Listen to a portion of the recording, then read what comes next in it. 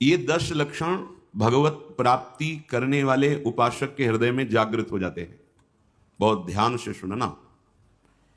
ये 10 लक्षण जब प्रकट होने लगे तो जान लेना कि अब हमारा परम सौभाग्य उदय होने जा रहा है। बस हम भगवत साक्षात्कार के नजदीक हैं। जब तक इन 10 लक्षणों में कमी दिखाई दे तो संभालो इन 10 लक्षणों को अपने जीवन में पक्का। इन 10 का पूर्ण होना मतलब भगवत साक्षात्कार होना। धृति क्षमा दमोस्तेयम शौचमिंद्री निग्रह धीर विद्या सत्यम क्रोधो दशकम धर्म लक्षणम। धृति सबसे पहला है।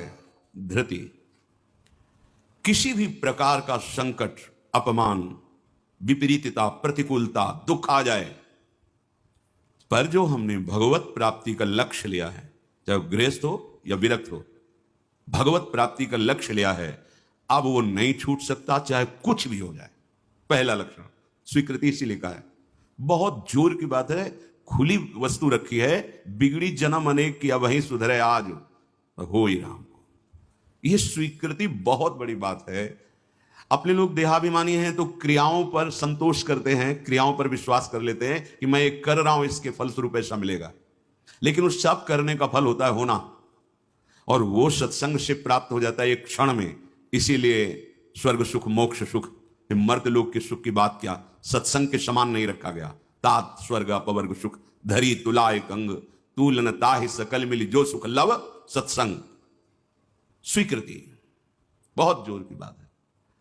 पहला है धृति। धृति माने किसी भी प्रकार का कोई भी अपमान, तिरस्कार, निंदा, परिस्थिति, विपरीतता आपके मार्ग में आवे पर आपकी स्वीकृति पे अंतर नहीं होना चाहिए। इसे धृति कहते हैं। धृति ये बहुत आवश्यक है भगवत मार्ग के पथिक को। जो स्वीकृति की हुई है उस पर कोई विक्षेप नहीं पड़ना चाहिए। जो होना सो हो जाए, स्वीकृति नहीं बदलनी चाहिए। बस तुम्हारा ये था माम प्रपद्यन्ते तास तथैव भजाम्य हम। कोई भी परिस्थिति, कोई भी विपरीतता, कोई भी अपमान हमारी स्वीकृति में अंतर नहीं डाल सकता। मृत्यु स्वीकार करना अच्छा है, पर स्वीकृति पे अंतर नहीं आना चाहिए। वही स्वीकृति भगवत प्राप्ति करा देगी। गोस्वामी जी बाद में सब बातें कह रहे, पहले कह रहे बिगड़ी जन्म अनेक की अब वहीं सुधरे आज। हमारी धृति इतनी कमजोर है कि प्रतिकूलता के आभास मात्र में हम छोड़ देते हैं। प्रतिकूलता तो है ही नहीं, प्रतिकूलता के आभास, शायद प्रतिकूलता आ जाए, इससे हम भाग पड़ते हैं। ये कायरों का मार्ग नहीं है भगवत प्राप्ति। अज्ञान को छोड़िए। क्या तुम प्रभु को छोड़ दोगे तो दुखों से बच जाओगे क्या? जो कुछ लिखा लिलाट दुख सुख देह संग भुगते गो जहां जाएगो या सिद्धांत अभंग। या सिद्धांत अभंग तजत क्यों धीरज प्राणी। यही धृति। तजत क्यों धीरज प्राणी वृंदावन परिहरे प्रिया प्रीतम रजधानी। स्वामिनी जी के महल को, स्वामिनी जी के चरण आश्रय को छोड़कर तुच्छ विषयों की तरफ कदम बढ़ा देना, स्वीकृति आपकी बहुत कमजोर है। बिगड़ जाएगा, ये जन्म बिगड़ जाएगा। पता नहीं किस युग में इस स्वीकृति का अवसर मिलेगा कि नहीं मिलेगा। कितना भी संकट आवे, धैर्य नहीं छोड़ना। सब कुछ सहना है, राधा राधा कहना है। नियम बना लो, जीत जाओगे। काल पर भी विजय प्राप्त कर लोगे। विश्वास करो, ये मंत्र मान लो, सब कुछ सहना है, राधा राधा कहना। राधा राधा आपको सराहेंगे, आपको चाहेंगे। आप जो मर्जी आवे सो करो। सराहेंगे आपको, कोसेंगे नहीं। आपको सराहेंगे और आपको ही चाहेंगे। हम आपसे तन मन प्राण सर्वस्व समर्पित करके प्रेम करते हैं। ये प्रेम मार्ग की बात। भगवत प्राप्ति करना है तो पहली बात है ये धृति। ये धैर्य रखो। ये नहीं देखा जाता, धैर्य नहीं दिखाई देता। धैर्य नहीं, जरा सा विचलता हुई भाग पड़े। कहां भागोगे? जिधर भाग के जा रहे उधर तो विचलता का समुद्र है। यहां तो विचलता तुम्हें अविचल स्थिति प्रदान करने के लिए है। यहां का भय तुम्हें निर्भय पद प्रदान करने के लिए है। और इस भय को स्वीकार करके भाग रहे हो तो महाभयावह प्रवाह है संसार का, बहते चले जाओगे। अभय होए जो तुम्हें डेराई। धृति। जो धृतिवान है, लौकिक पारलौकिक सारी संपत्तियां उसके चरणों में झुकने लगती हैं। देख लो, शब्द पर ध्यान दो। जो धृतिवान है, धैर्यवान है, हर कष्ट सहता है, तो आगे जो मार्ग है बोले लौकिक और पारलौकिक सारी संपत्तियां उसके चरण चूमती हैं। क्योंकि वो धैर्यवान है। अगर धृति नहीं है तो परमार्थ का भेष भले हो, परमार्थ की स्थिति नहीं होगी। इसीलिए भगवान कपिल देव जी ने माता देवती जी से कहा, जो आसक्ति संसार के बंधन का कारण है, वही आसक्ति यदि महात्माओं के चरणों में हो जाए तो मोक्ष का खुला हुआ द्वार है। तो वो महात्मा कैसे होते? तो सबसे पहला शब्द था तितिक्षवः। मतलब महान सहनशील होते हैं संतजन। तितिक्षवः यहां धृति, ऐसा धैर्य कि कोई भी विचलित ना कर सके।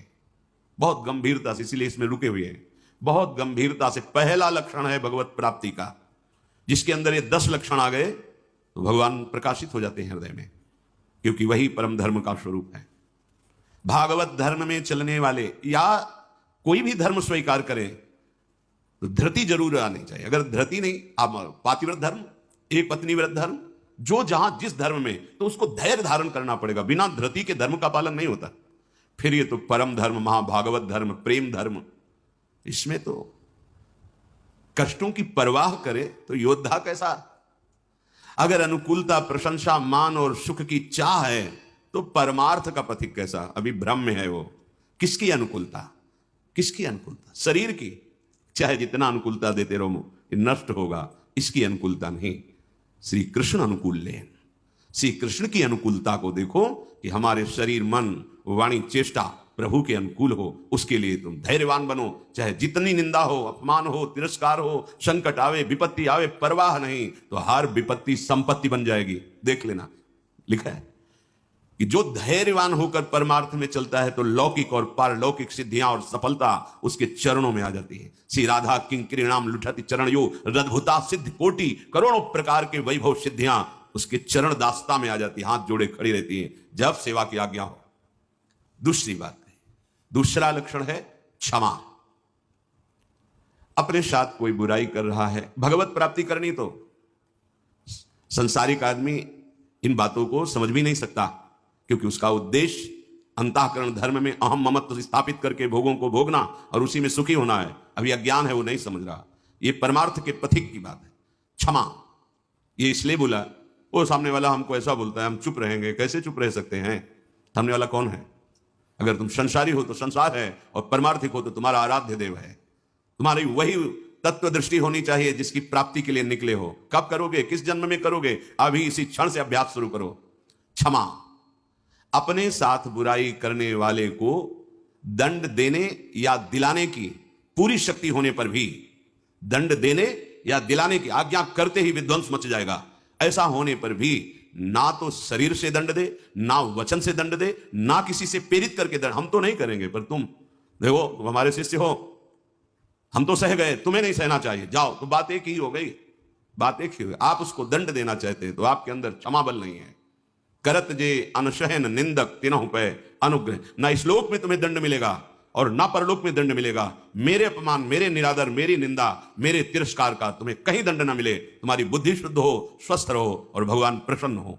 यह है परमार्थ के पथिक का हृदय। विचार करो, जो अनशहन करके निंदा कर रहा है, अपमान कर रहा है, तिरस्कार कर रहा है, उसके लिए ठाकुर हरिदास जी के कोड़े पे कोड़े वो बरसा रहे निर्दयी और कह रहे हरि बोल कहता है।